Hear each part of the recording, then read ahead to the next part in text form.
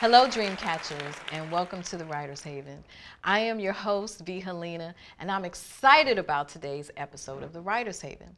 This is the first of a two-part series on the book, Water in a Broken Glass.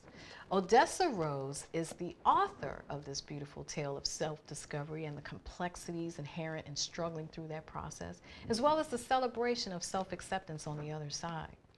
Water in a Broken Glass has won numerous accolades, including capturing the #6 spot on the on-demand bestsellers list, and it was ranked number 17 on accredited online college's 20 essential novels for African American women. Odessa joins us today to discuss her creative process in writing Water in a Broken Glass. And in part 2 of this series, we will be joined by writer-director Jamelle Williams-Thomas, who will discuss her process in producing the film of the same name. So without further ado, let's welcome author Odessa Rose to the Haven. Good to have you here, Odessa. Thank you, V. Thank you so much for having me. Well, you know, as I promoted this show last week, this is a real thrill for me to have the author of a book, and then we're going to be later joined by Jamelle, who was the filmmaker that optioned the book into film. And to just see that synergy and how that all came together is a real treat for us. So absolutely honored to have you here.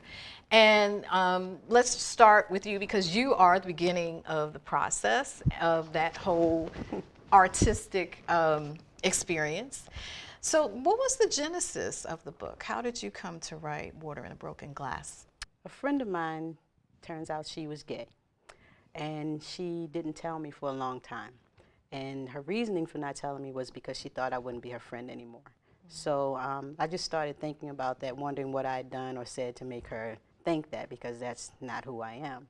And so that's where the idea came from. But I don't know where Tanya came from. Just all of a sudden, I was just wondering, what did I say, what did I do? And then a few days later, just thinking about it, Tanya pops in my head. And so then Nikki comes, and then Malcolm comes, and then Satin comes. And so this story idea just snowballed out of that, me just wondering that question, wondering what I had done or said to make her think that. Okay, so these characters started coming into your mind, into your psyche. They started telling you, this is who I am, and this is how I talk, and these are my mannerisms, and so you just allowed that process. I've heard that so many times from other writers who, they may have an outline, they may have a beginning, middle, end for a story, but they're not really sure about the characters and how they're going to come in, and so they just start talking to you. Yeah. And it's a real process, and some people think we're crazy when we tell them that, but it's absolutely true. I 100% understand what you're saying. So in terms of the theme of the book, I think it's excellent, because so many times I hear people talking about that journey, and being someone that they really aren't, or what society expects from you, or what your family expects from you. Did you know in writing this book how much of an impact it would have on men and women who find themselves living in that space? Not really. When the story idea came, I just wanted to write this story, and it was a lot of fun. I thought I just liked writing a whole lot, and just Tanya's voice and her personality. And then when Satin came, and I was like, oh, she's pretty cool, And then I was like, then Malcolm comes, and then, so it was just me wanting to write this story that I really had no idea where it came from, and I just had to get it down. It took me about 2 weeks to write the rough draft, just to get it out of my head. But then it was a long process of rewriting and getting Tanya's voice correct, and Malcolm and Satin and Nikki. So. Odessa, did you outline first? No. Okay, that's great, because I love talking to writers that don't outline first, because so many writers that I know do, and I think really, really exceptional writers, especially, you didn't outline first, but you came up with the characters and the story, and it all just evolved and came together so nicely. So when you engaged in this initially, you know, you've already said that the characters really kind of told you the story, and so you were almost like a scribe. Yeah. Would you describe it that way? Yeah, yeah. Okay. Because I mean, I didn't know where it was. I can't say I don't know where the story was going. I kind of knew where it would end, at least in the beginning, because it actually changed. So I knew where it was going, where I wanted to go. So the hardest part for me always is the beginning, how to start a story. I always know the middle and and the end, but trying to start the story is the hardest part for me. So how did you manage that challenge? Because that's a challenge for a lot of writers. Yeah, yeah. The funny thing is, not really ever believing it would happen, but one day I'd written it several times, beginning. And then one day I just sat down and said, if this were a movie, how would you want to start? What would you want to see? And then I just thought of Tanya sculpting, and that's where it came from. So now I start every book that way, but never even really believing, especially when I was writing it, that it would become a film. Okay, so you said it took a week for the first draft? About 2 weeks. 2 weeks for the first draft, and then you went back. So tell us about that process. Oh, that's the fun process for me. Getting it out of my head is fun, because you just type and you're just getting it out, getting everything out. But going back and being able to really delve into those characters and figure out what they want, how they talk, how they look, that's the fun part for me. I love the rewriting process. It's so much fun, because you can do so much with it. You can play with the words, play with the characters, find out who they are, and it's so much more fun. Did you even picture what they looked like? Yeah, yeah. Okay. I could picture them. Now, I love doing that myself. What I'll do is I'll go on Google and images, and I'll even put in a description, and then all these pictures will come up, and then I'm searching, okay, that's, in your case you were saying Malcolm, that's Tanya, that's Satin. So, but you don't do that, do you? Well, back then, when I wrote the book, there was no Google. Oh, that's right. Yeah, so, yeah. 2000? It came out in 2000. I started writing it, I think, in 97 or so. I was still at Coppin when I started writing the book. So it actually was before then. Okay. It was before, because I graduated in 97. So. And how long did it take? To write the whole book and finish it? I probably started in 94. So it took me a few years to write it. Okay. Yeah. Okay. And so do you think that it took that long to write it because you weren't writing with the vision that you would even publish it, or definitely not that it would be optioned into a film? Those are things that came later. Right. But what would you say was the reason why it took so long? Because I was going to school at the same time. Okay. So you were writing part-time? Yeah, I was writing part-time. Okay. And I was working part-time, going to school full-time, and writing. And you didn't have like a set goal of, okay, I'm going to have this book finished and... and also I liked writing the story. So even when I finished it, I was kind of like let down because I was done. I totally understand that. Yeah. It was I get so excited when I'm leaving my job, and I know that I'm going to go home and write, and I can't get home fast enough. Yeah. And then when the characters, they're like waiting for you to come home, so you can dive into that process. So that's good. I mean, I think that a lot of writers who really, really enjoy their craft approach it that way.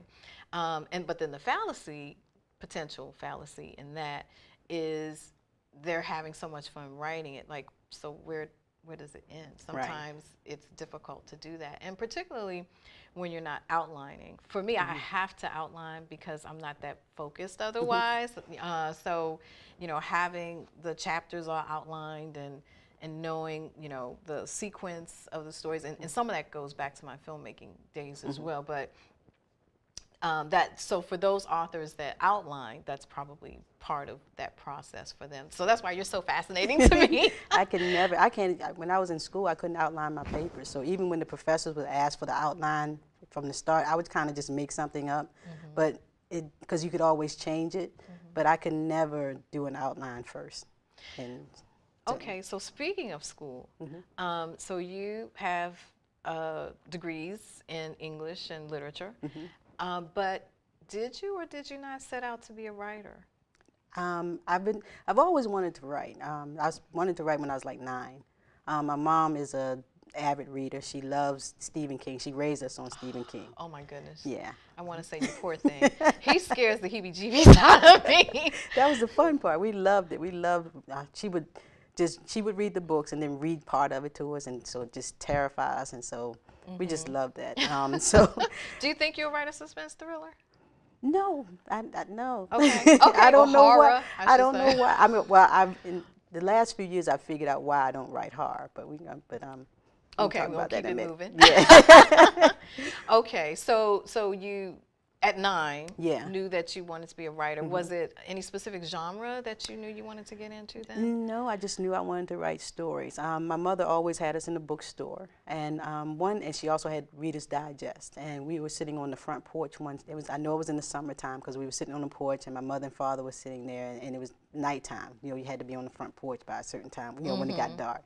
And I was reading a story. I can't remember what the story was, or what it was about. I just remember reading the story, and I turned around and said, "Mom, I want to be a writer." And she said, "Well, write, baby." So I started writing then. Wow, that's amazing. And then having the support of your Yeah. family. Yeah. And so fast forward to today, and you still have that support Yes. network. So Yes. so tell me, is it through writers groups, or what organizations or affiliations do you engage in that really stirs up that writer and artistic creativity for you? For me, I guess the Black Writers Guild of Maryland. I was looking for a writers group, like a critique group, and I stumbled upon them. So I've been with them for like over 20 years now. Okay. So they helped a lot. But I think it's mainly just reading a lot. Being an English major, we read that's all we did was read. And so just those stories and wanting to write like Toni Morrison, and Nella, Paul Marshall, Marita Golden, Nella Larson, those people. So, and that was going to be one of my questions. Are there any authors out there that really inspires your work? Definitely Toni Morrison. I think I love Stephen King, but for me, Toni Morrison is it. She's like the best writer in the world. Yes, Yeah. I must agree. And, especially when you read her work and you see pieces of her coming out on the pages. So there's the story, right? But then her artistry, just kind of just comes through in her writing, and it just really, I just love to read her stuff because of that. Okay, so with your first book, because this is your first book, this Yes. isn't like you published before, but you did self-publish it. No, okay, so tell me about the publishing journey. That's pretty interesting. As I said, I was at Coppin. And right when I graduated, I started sending it out, and well, actually before, and I started getting a lot of rejection letters and stuff. But each time I got a rejection letter, I would kind of cry and then just send it back out. And when I graduated, I would send it to a big press and then a small press. And I was over my mom's house one day, and I somehow came across Lakai New Publishing, and I wrote it on the back of a receipt. And I went home and I said, okay, I'm going to send it here. So I sent it to him on a Monday, and he called me on Wednesday and said that he wanted it. And so that's how it happened. Okay, so did you have an agent at that time when you were courting the? Okay. Nope, I didn't. Okay. I didn't do the agent thing. I love your spirit. Because many times they won't even accept a manuscript unless there's an agent attached to it. So that's excellent. All right, so tell us about that specific. Now, what's the name of the publisher again? Lakai New Publishing, Inc. Okay. Yeah. So they read it. They loved it. Yes. And so how did that process evolve? There was, it wasn't as hard as I thought it was going to be. He was really, I had 2 editors at the time, and he was really, well, both of them, they kind of understood the story, and the stuff that they would question me about would make me like change a character or add something, but they wouldn't say, okay, you need to take this out. But his name is Gashad Cadet. He questioned one thing about a character, and he thought it would take away from the story. So when he asked me about it, I went back and I looked at the book. I said, okay, let me take him out. So I took him out, and when I took him out, Aunt Josephine came in. And so it was like the best thing ever. Yeah, because Aunt Josephine wasn't in the book at first, and once I took that person out, she just walked right on in, and everybody loves her. Okay, so how open were you to the changes that they suggested initially? You know, you never want to make changes. They're your babies, Yeah, right? yeah. And when he These first said characters, take you this, birthed them. yeah, when he first said take him out, I didn't want to, but I said, you know, I looked at it, I said, okay, I don't need it. If I take him out, what's going to happen? So I took him out, and like I say, Aunt Josephine came in, and she just added so much more to the story. And so each time he asked me a question, it actually helped me, and I could either argue for or against and go with it, or, you know, or not. But each time he asked me a question, it just made the book even better. So I was really open to his critiques. Okay, okay. And so that process took how long? And also, how much of your original manuscript was maintained? And Pretty much I mean, it changed a lot, especially the ending. The ending changed, but it changed because of Tanya. Tanya didn't want to be the same person she was when the book started. Like, I thought it was going to be one way, but as I got to a certain point, she didn't. I got writer's block, and then I realized, okay, she doesn't want to do this. I'm trying to make her do something, and she doesn't want to do it, and she just wouldn't budge. So when I realized what she wanted, I stopped writing for a few days, and I would always wake my husband up and tell him, you know, what's going on. So this particular night, when I realized what she wanted or what she wasn't going to do, I was like, man, I don't want to write this. So I woke him up. I'm like, Mike, I got to do. I don't want to give away the ending. Yes. So I'm like, I got to do thus and such because she Yeah. won't do it. He's like, okay. So it took me a few days to write it, and once I did write it, it was painful, but it made the book so much better. It was just, but that's just what Tanya wanted, and it's a good thing. It's a good thing. and you were at peace Yeah, I was at peace. after you struggled with it for a Yeah, minute. but then. it was like, okay, I don't want to do this, but there was nothing else I could do. Wow. Okay, so the business of publishing and marketing, is that something that you engaged in full and open-heartedly, or were you like, oh, I don't want to do this. I just want to be part of the creative process. I don't want to do all that other stuff.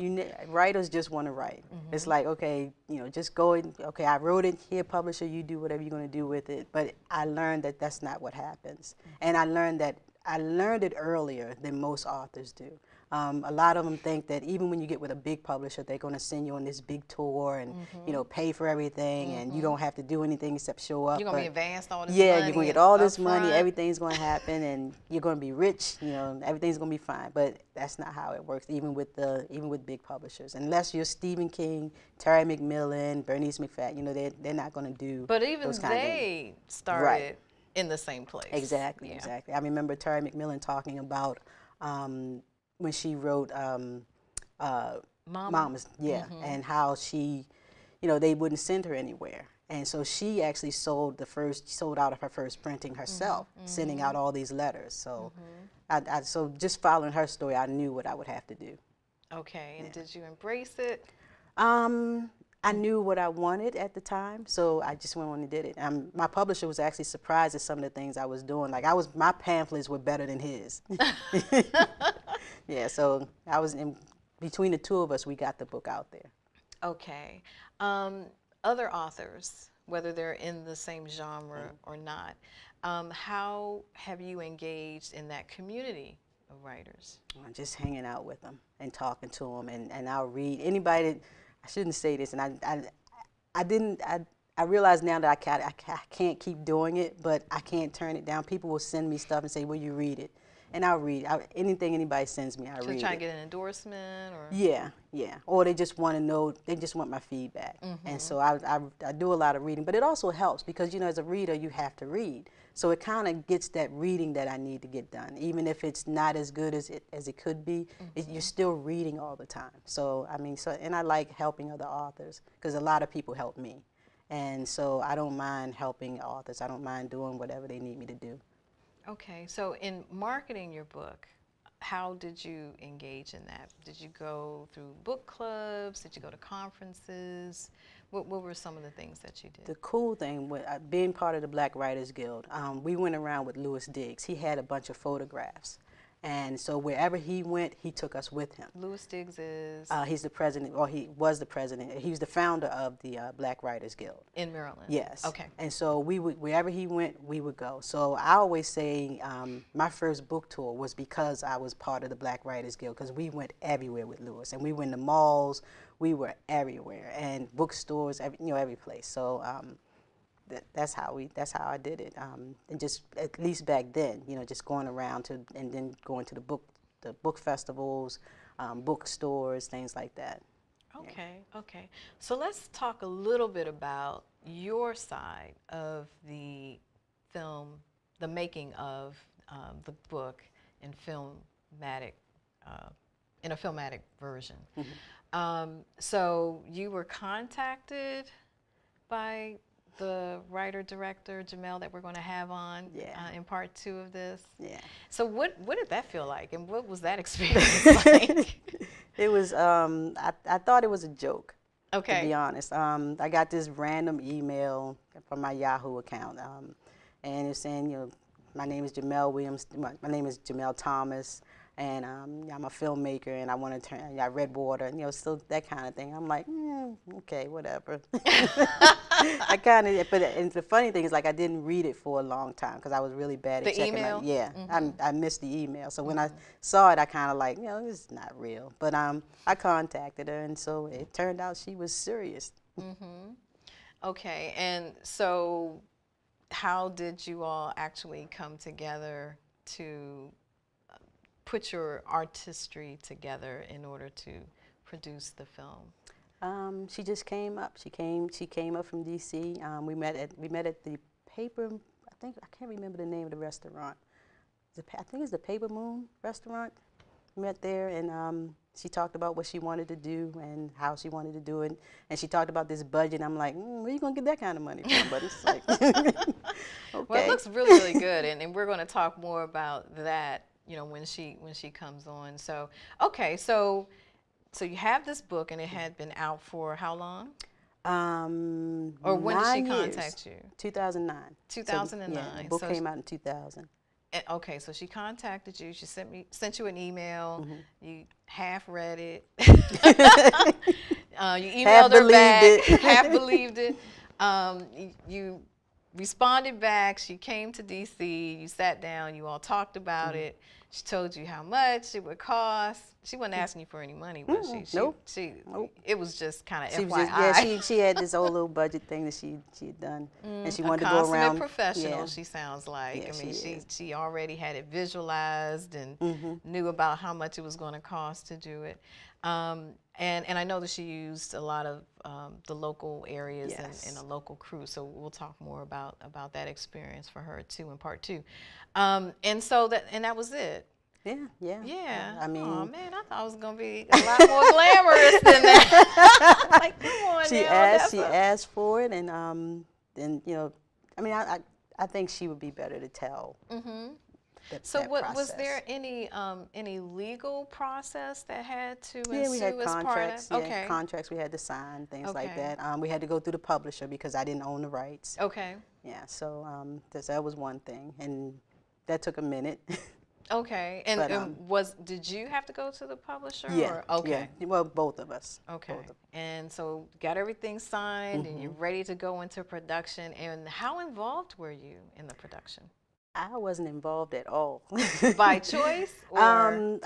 By choice, yeah. And I figured that the film is the film, the book is the book, and let her do what she's going to do. And I'm not a script writer, so I let her do whatever she wanted to do. And she stayed so true to the book and she loved the book, so I knew I could trust her with it. So I wasn't too worried about it at all. But it was, she let me be on set the whole time. She let me read the script. One time she sent it to me after Christmas and let me see it. I got to sit at the table, read while they were doing that. And so she let me be involved in a whole lot more than most authors are.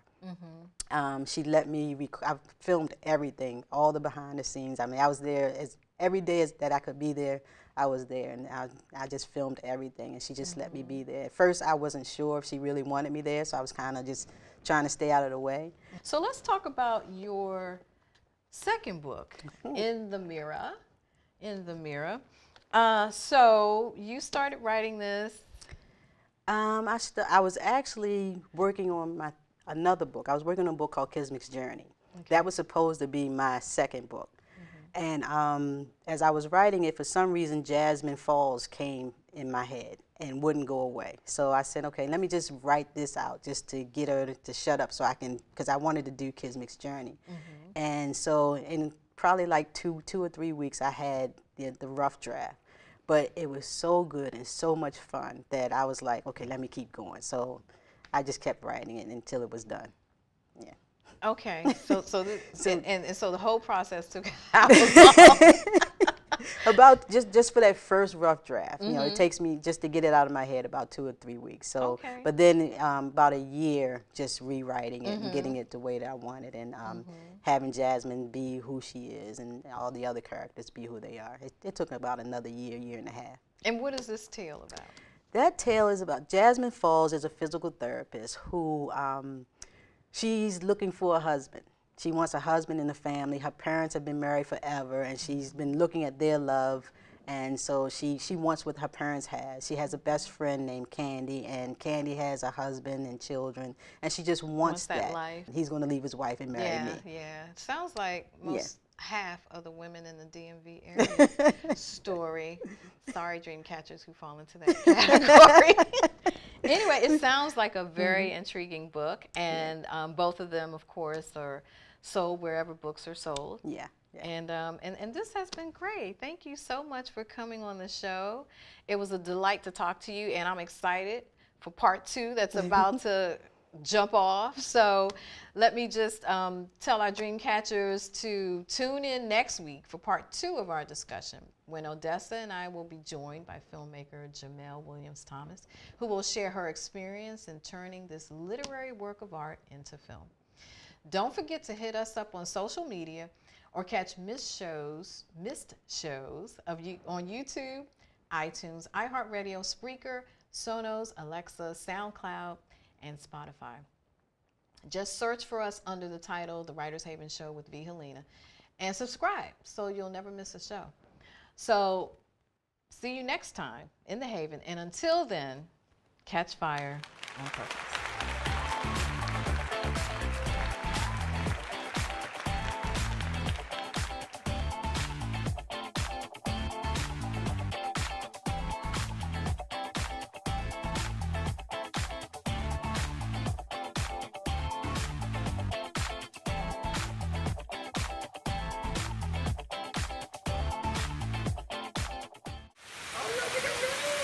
Okay, quick.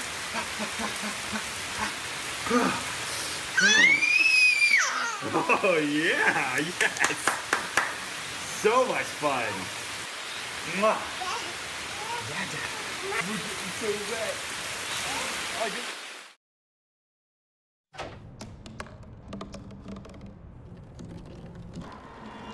Everybody has a dream.